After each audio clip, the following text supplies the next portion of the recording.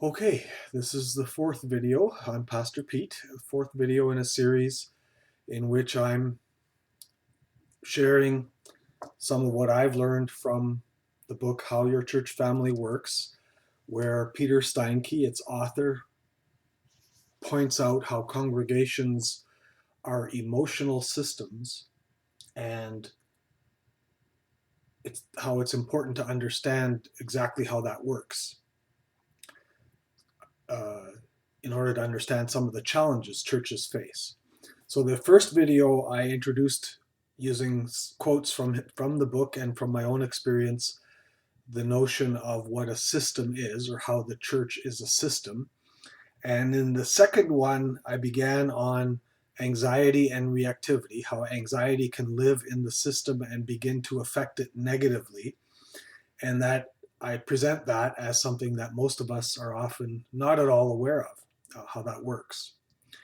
And then I did a second part to that chapter where I talked a little more about the reactivity that happens and how churches tend to try to accommodate that reactivity. There'll be more about that in this one as well. So now I skipped a chapter 3, and I'm on chapter 4.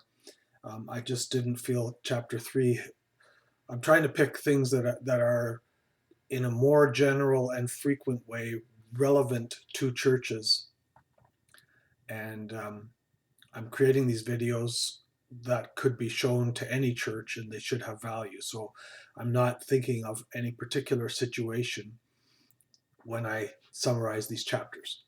So chapter 4 is called Stability and Change. All systems, including churches, need or desire calm and coherence. They want things to be predictable and they want them to make sense. They naturally seek that and work towards however they understand it. So in a human community, there's an understanding that is created culturally that they work towards. And in organisms, like an amoeba, there is also that, and it's maybe a little more consistent, doesn't change from place to place. So this means that if something is introduced to a church system that is so drastically different that the system cannot accommodate or comprehend it, we should not be surprised if there is reactivity. A huge example in the lifetime of many of us is 9/11. If you watch some of the news coverage that was live on that day, you can just, and if you remember yourself witnessing that day, it's beyond comprehension. It's just beyond comprehension what happened there, and you can hear people struggling to comprehend it. And then there was reaction on the part of the US government. Reactivity serves the survival and perceived stability of the system.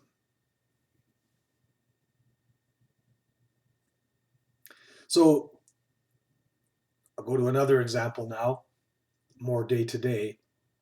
If a spice or smell or other irritant is introduced suddenly to someone's nose area, we should not be surprised at the reactive sneeze that the body generates to get rid of it and to restabilize. Get it out.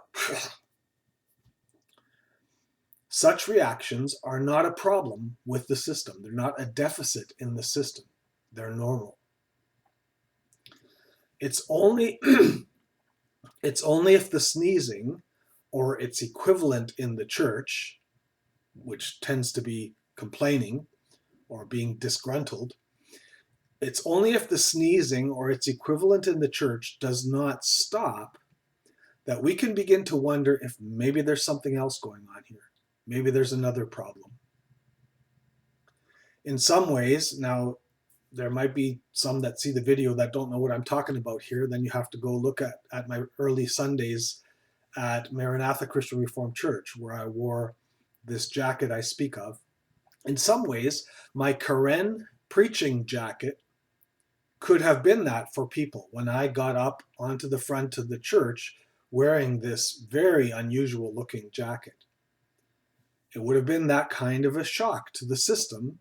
The sneezes would have been building until maybe they heard the story of the jacket and began to appreciate it as I appreciate it. And then that would have neutralized the quotation marks sneeze reaction, hopefully. But without the explanation, it would have been strikingly odd. I totally would not blame people for assuming I had a used car to sell or some swampland. As another example, takes a bit more imagination, but let's say a brand new kind of musical instrument is introduced in worship. One no one has heard before. Almost everyone, except the people that are really high in openness, almost everyone will begin with a sneeze reaction driven by parts of the brain saying, this is not normal. This is weird. This is inappropriate. No way God can like this. This is a threat to proper worship. So in the sudden newness, the thinking cap is shut off. If you go back to what I said in the last two videos, the thinking cap gets cut out. And appreciation of the instrument as actually musically beneficial to praising God, it cannot exist in that brain.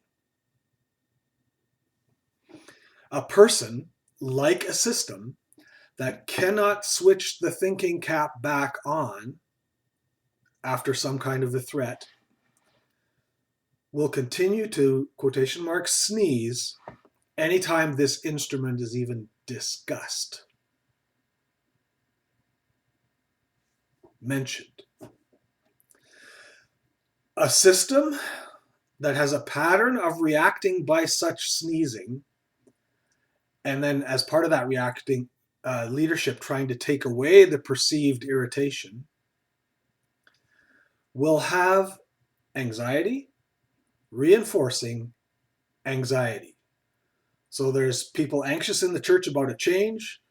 They spread their anxiety to the leadership. The leadership gets anxious and tries to appease them by removing the change, trying to appease their anxiety, and the problems just get bigger. In such a system, one sneeze will set off others. Just like naturally, one yawn can start a whole room yawning. If leadership bends to accommodate that kind of anxiety, again, I'm talking unhealthy, chronic anxiety, not helpful anxiety, and bans the instrument in response, it actually sets up within its system a fortification of the belief that reactive sneezing is a way of regaining stability.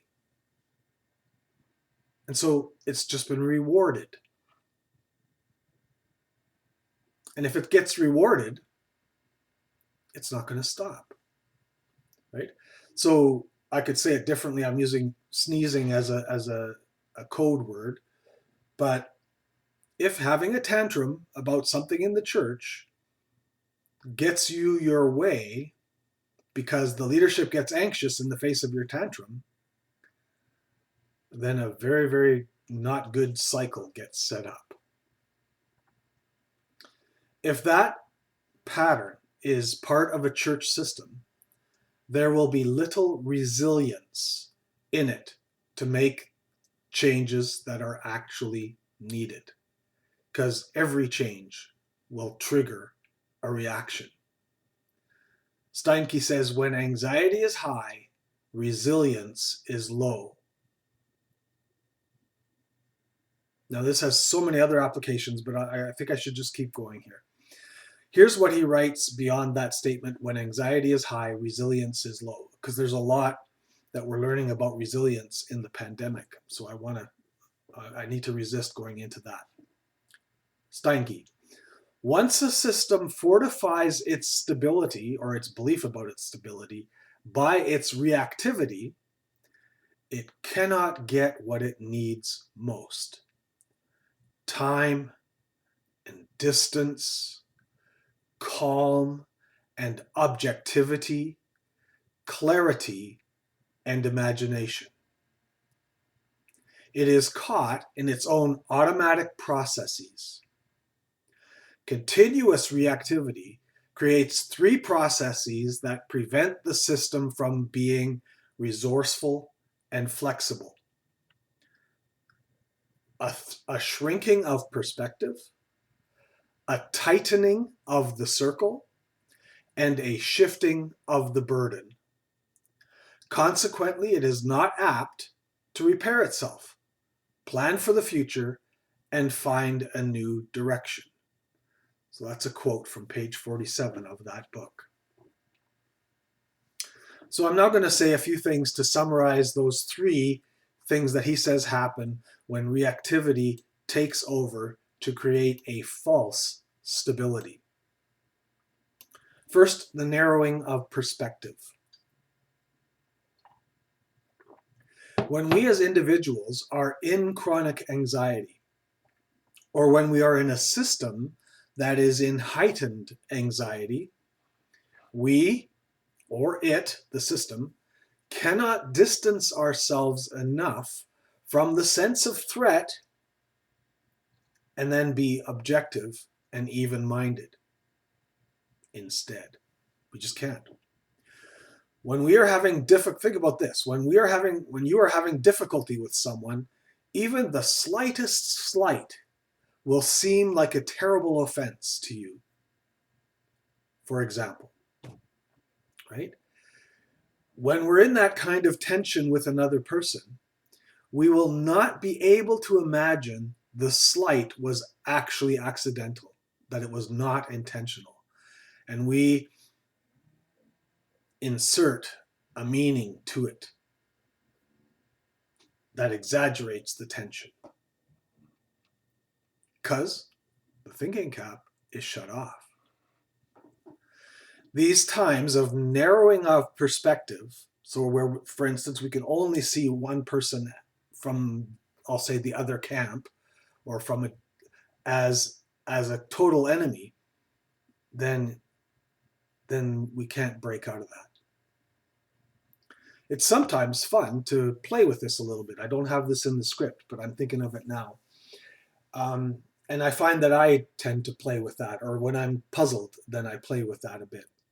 In one congregation I served some time ago now, I had a member who had been a dairy farmer. The family had taken over. He had a unique kind of physique, in the sense that he was one of those people with short torso and long limbs, and he was like, you know, he had farmer's hands. He was strong looking. He wasn't tall, but he was strong looking, and he loved Reformed theology. And he and his wife would regularly attend educational type events, where he got to explore these things. And so there were lots of times when, after a sermon, he would want to talk to me about some theological point I made in a positive way. I had to learn to figure this out, because he would get so excited about whatever it was that he would stand in front of me. This would be in the basement of the church, gesticulating and expressing himself in a way that, if you saw it from a distance, you would think he was mad at me and trying to set me straight. And the other thing he would do is that, as he got more and more excited, he would move closer and closer. And what would I do? Naturally, I would step back a little bit, because he was getting into space that was a little uncomfortable. And so I'd be stepping back, which actually, to outside observers, would have reinforced the thought that he must be angry at Pastor Pete. So one time, just by impulse, just because I was puzzled by this, because I knew it wasn't unfriendly, I thought, I'm going to change the pattern here. I just did it. I didn't really think about it.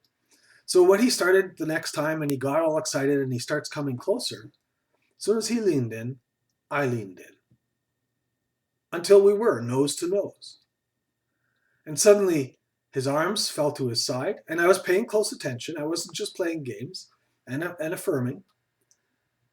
Suddenly, when we got nose to nose, his arms fell to his side, and he said, "Have a good Sunday," and walked away.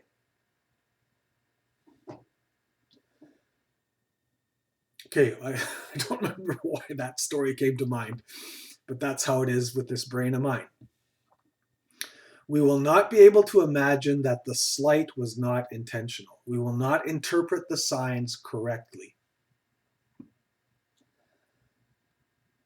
So these times of narrowing of perspective are the kind of time in the Bible when God used to send a prophet to open people's eyes again and broaden their perspective again. We know that many of God's appointed messengers of that type were ignored, mocked, or annihilated. And yes, some of the things they seemed to do were pretty weird, the things they seemed to do to open people's eyes. These prophets came to anxious systems that did not have thinking ears to hear and thinking eyes to see. Instead, says Steinke, thinking eyes to see. I should just finish that thought. I'm starting a new thought here. Instead, says Steinke, the false prophets who come into a community and cry, "Peace, peace," and heal the wounds of the people lightly, in other words, just slap a Band-Aid where surgery is needed, are too often welcomed with open arms. Oh, good. This prophet's going to fix it. Sorry, I jumped out of the quote. They promise stability, but invite no reflection. Remember? Mirror holding. Invite no reflection. False prophets offer simple, immediate relief. They don't challenge people to change their limited point of view. That's the end of the quote. And so that's part of what I take as part of my role as specialized transitional minister, is to facilitate giving people opportunity to change their limited, to break out of a limited point of view if they have it. The second one he mentions is the tightening circle. And he also refers to blinding and binding in here. Anxiety keeps us blind, keeps the blinders on. That person's an enemy. Look what they did now. They didn't say hi to me. They ignored me. What an enemy, right? When we are in it, we cannot perceive that in which we are emotionally entangled. We don't see it. Friends that we share this with might first go, "Really?" But maybe eventually they walk into the same blindness. Anxiety also binds us. By that, Steinke means it huddles us together in an unhealthy way as we mutter to each other about our anxiety. And we are afraid of losing each other's support if we no longer join the muttering. It becomes kind of the point of solidarity. Watch for that to happen. It's really interesting if you observe all of a sudden, hey, my entire relationship with this person, and this person is that we together complain about X, Y, or Z. Is that a good unifying force? Here's the interesting and challenging realization. If we are really upset with someone who thinks or behaves very differently than us, we're actually bound to them. They have great power to affect our emotions. I guess it's affect our emotions. Even if they're completely unaware there's a problem. Because we're reading them. So I ask, if that's going on, who actually has the problem? If I'm in that, I'm the one with the problem. I am bound in an unhealthy way to the problematic one. In the book, we can read this. Even though they may withdraw physically from one another or stand at opposite ideological poles, they will nonetheless be emotionally linked by their reinforcing reactivity to one another. So this is now, I'm talking about a situation where both people are aware of being in different camps, is a language that we use in the church. Continuing the quote, when people cannot stay out of each other's emotional orbit, they are powerfully connected.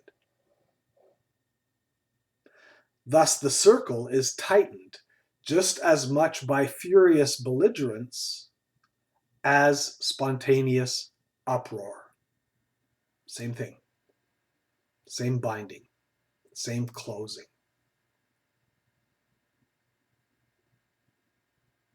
I've been part of events where that sort of a tension between two people seems to be the case.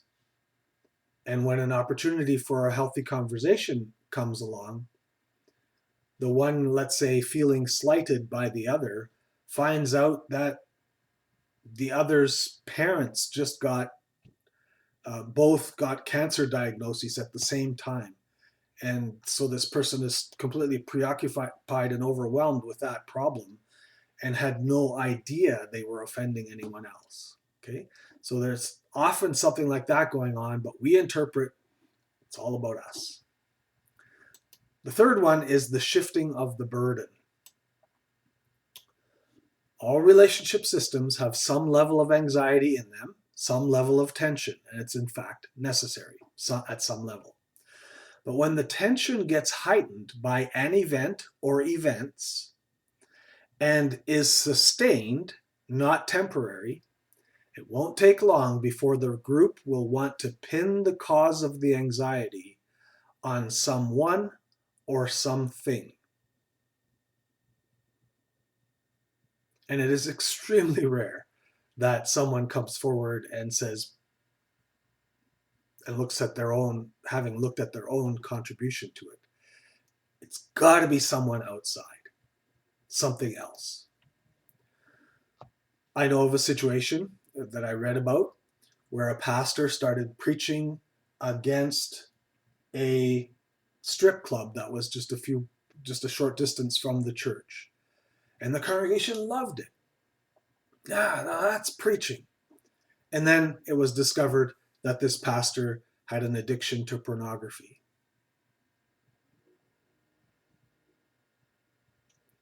And often, when a pastor is struggling, again, I emphasize often, or maybe I should say sometimes, make it a little bit less strong.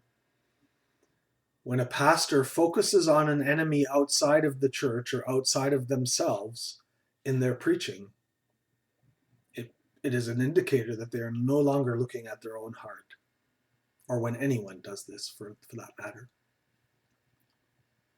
So, as an example, so it won't take long before the group will want to pin the cause of the anxiety on someone or something.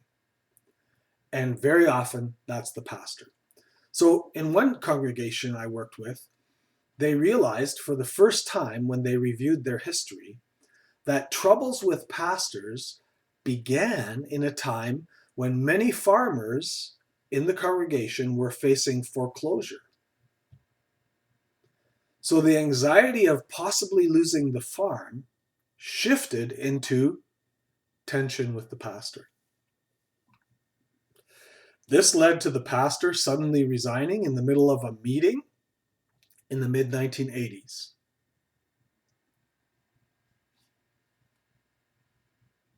Remember, people want to pin their hurt or emptiness outside of themselves. That most often happens after the trouble in congregations in the form of the story that is shaped, pointing to the last pastor to leave as the real problem. The implication then is, now we can move on, now that we got rid of this problematic pastor. The same church I just mentioned was invested in telling me stories about how bad the last pastor was. And this pastor had taken early retirement to get out of an increasingly difficult situation. And they wanted to tell me all about how he was the entirety of the problem. And it was so intense that it was obvious, and it raised curiosity in me. Why are they so intent on this being the story? And they had evidence. They weren't just making stuff up. So we reviewed their pastoral history. And I was told in that review that the first 4 pastorates, it might have been 5, I'm not being exactly accurate, the first 4 pastorates had ended well. And what that means is there was sadness, but then after a short time, people realized things were picking up again. And the last 4 had ended poorly. This information ended up on a large chart on the wall, and the transition team was asked to look at that chart for patterns. That process is where they realized that the coordination between the bankruptcies and the trouble with pastors beginning. And then someone observed this sequence of 4 good endings in the beginning and 4 bad endings most recently. And so they were asked, is there a common element to the last 4 endings? The 4 bad endings? And the astonished answer was, maybe we are. And so they began to realize that something was going on in them systemically as a congregation that was ruining relationships with pastors. And at that point, they became a lot more ready to do some work themselves, rather than keep telling the stories of how terrible the last guy had been. And in fact, if this pattern that they had was not disrupted, would not have been disrupted, it would have kept repeating until somebody saw what was going on. The theory that several of us came up with in that situation was that this pastor resigning suddenly in the middle of a meeting was a rejection that was shocking to the system. And so the system made sure in the future that they rejected any pastors they had before that pastor could reject them. It was a theory, not a conclusion. But that's a systemic pattern.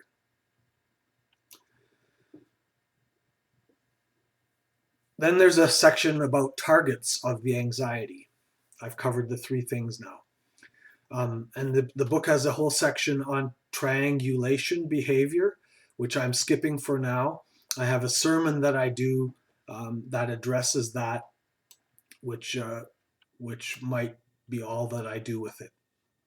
It's on Matthew, the latter part of Matthew 18.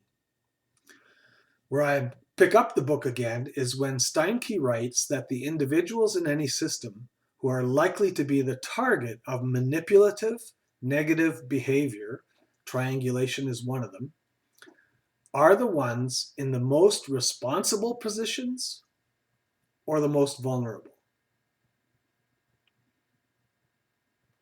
And when they're separated categories, that would be like the pastor or the janitor. The most vulnerable, the most dispensable, maybe the church administrator, someone like that,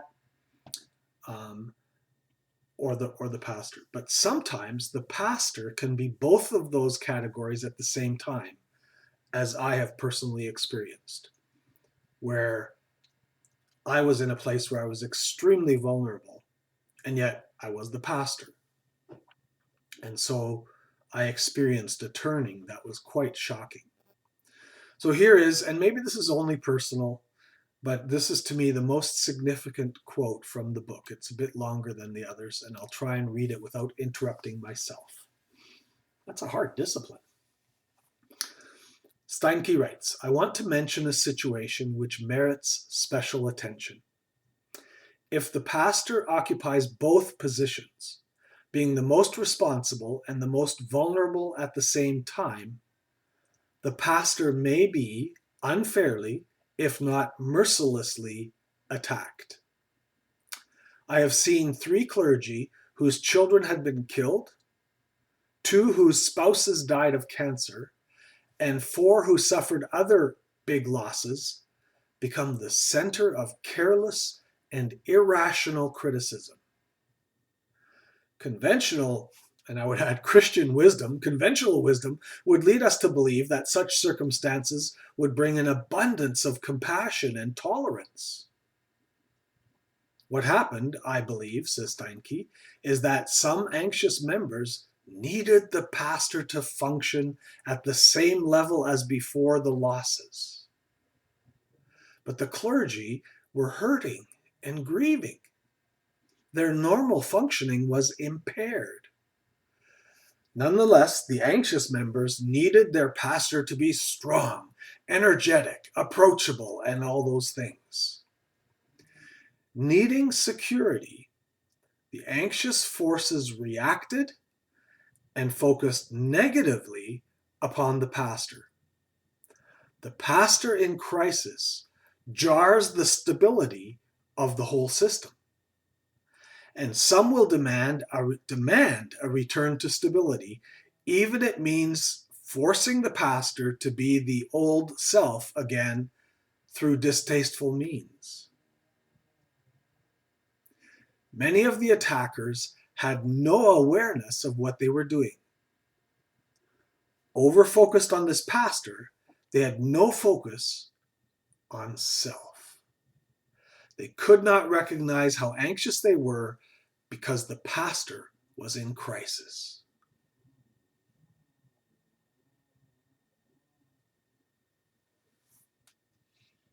And so, yes, that's part of my personal story. Almost exactly that. Where the phrase comes from that we eat our wounded, or we shoot our wounded, especially if they're the pastor. That in some church systems, the pastor may not have wounds themselves that are obvious, because the flock will turn on them.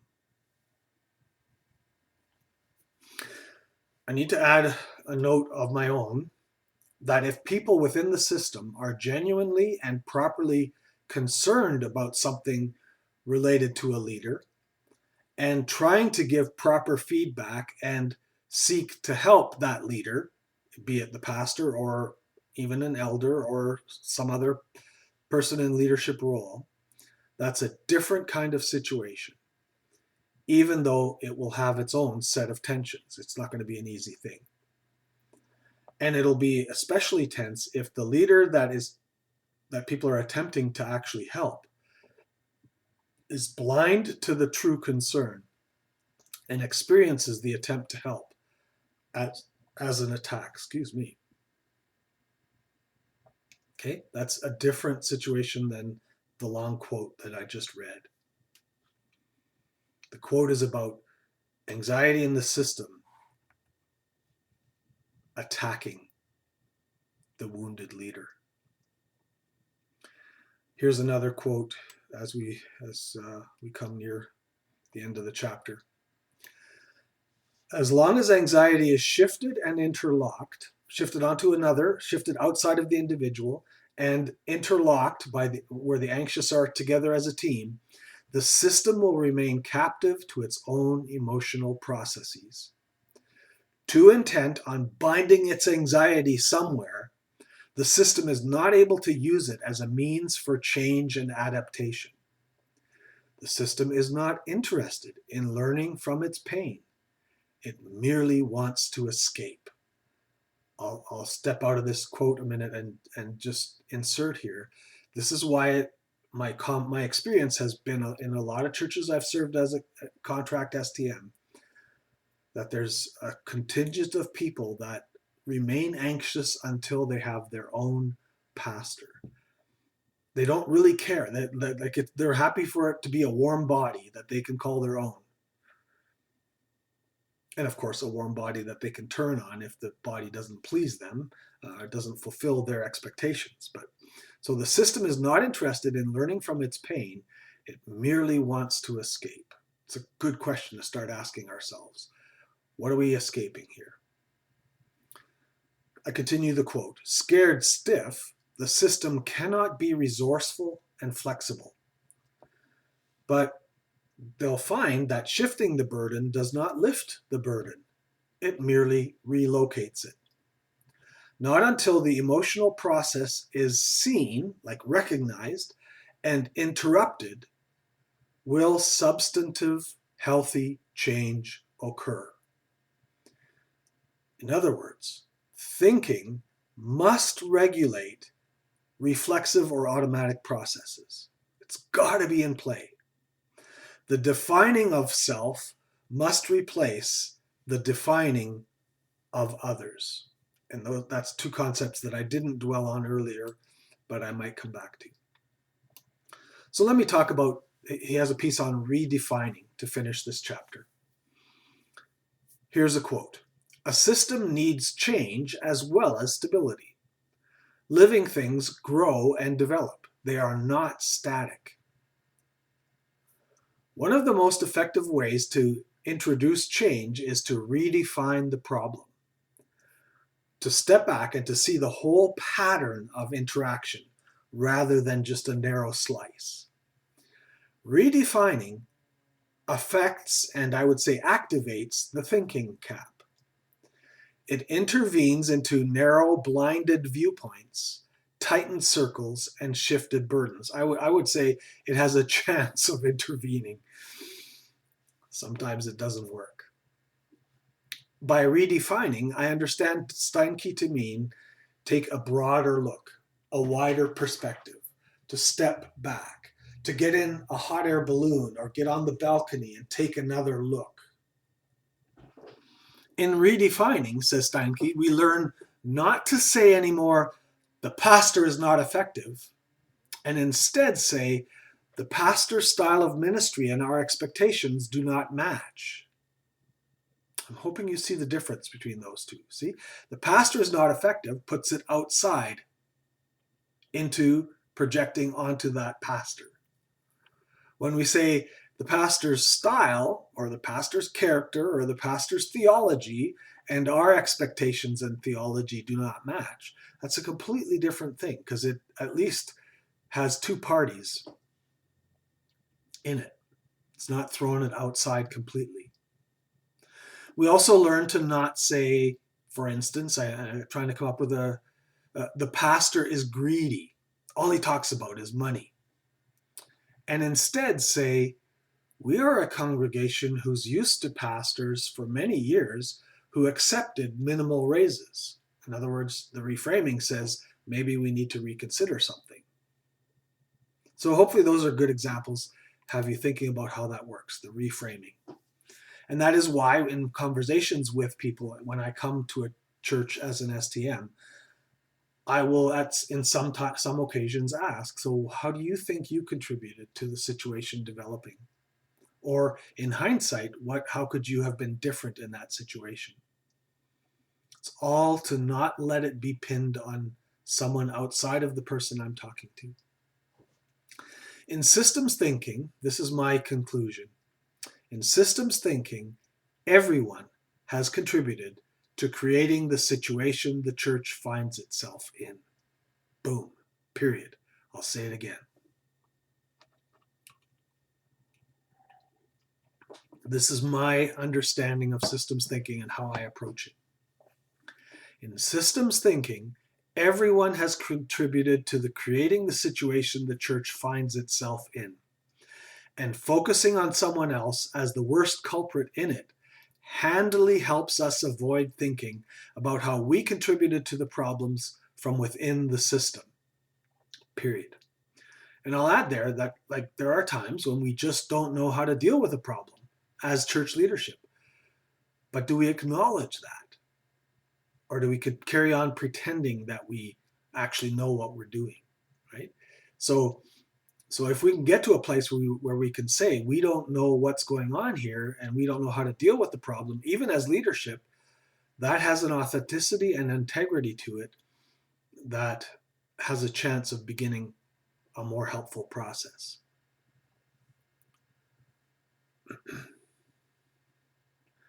There's another saying that people use of your organization is perfectly perfectly organized to get the results that it gets.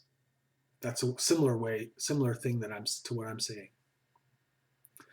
So stepping back and deliberately taking a fresh look, redefining the problem, considering our own possible role in it, even if that role was taken in ignorance or out of ignorance, such as when a transition team were brought to see a pattern of 4 difficult pastoral departures in a row and was asked for what the common element was. Doing that, deliberately taking that fresh look, redefining the problem, considering our own possible role in it, helps the system begin to reorganize towards not repeating the unhealthy problem. Well, there you have it. That's chapter 4, Stability and Change, in mostly my own words and using my own examples. Again, I appreciate feedback and comments, and certainly the ones I'm getting are encouraging enough to keep me going, obviously. But also, if a certain idea strikes you in a fresh way, I love hearing about that. Or if a certain idea that makes no sense at all and you think I'm pushing something too far, I need to know that too. I need to know what communicates and what works. I do appreciate that you made it to this point in the videos.